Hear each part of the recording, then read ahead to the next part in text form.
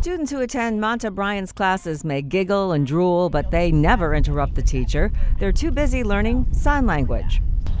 Later, Mommy sits with me. In classes held under the trees at Morley Field in Balboa Park.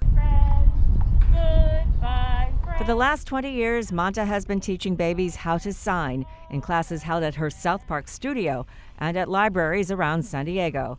But then the pandemic hit. I got everything ready for Zoom and started doing live online lessons. But babies aren't that well suited for online learning. And I went from having 90 to over 100 students taking my class in person, and now I've gone to having 18 to maybe 25 online students. So when gyms and worship services began to move outdoors, Monta decided her classes would too.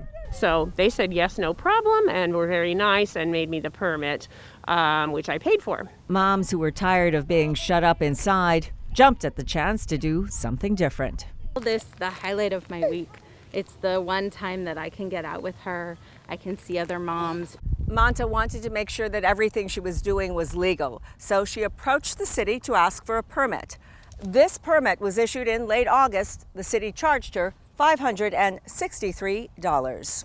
Then, 3 weeks into her classes in the park, Monta received some news. They said they made a mistake. The Parks and Recreation Department said she needed to pay more.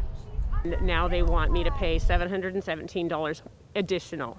A supervisor at the city's Parks and Recreation Department told Monta the permit fee for each student had to be recalculated for all 8 weeks of the course. So now, times 8. The cost of the permit abruptly jumped to almost $1,300. So trying to do everything right, and yes, and then this is what happened. Eva Denny, who's attending classes with 9-month-old Emma, could not believe that the city wanted more money.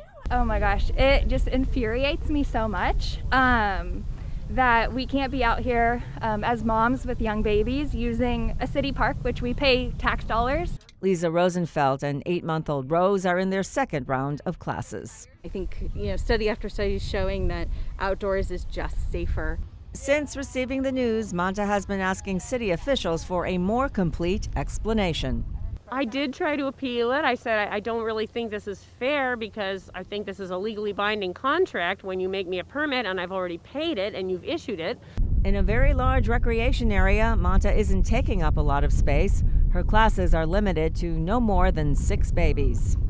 And of course, I priced the class based on my overhead. So I couldn't ever make it work with the price that they're asking now. Exercise and yoga classes are also held in the park, but the city has a very different policy for them. They're not paying anything. They have a fee waiver for 2 months at a time. As bad as Monta feels right now, I'm very angry and very stressed out. She's even more discouraged by something else the city told her.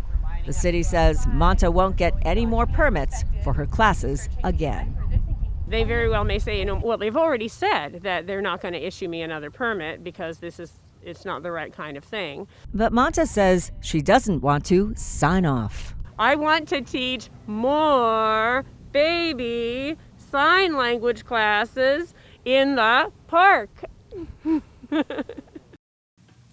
A spokesperson for the Parks and Recreation Department told us that a clerical error was made, but the situation would be reviewed. $90 was deducted from the total, but the city is still expecting Monta to pay a balance of $627. No translated needed here. The city is speaking in dollar signs. Sasha Fu, KUSI News.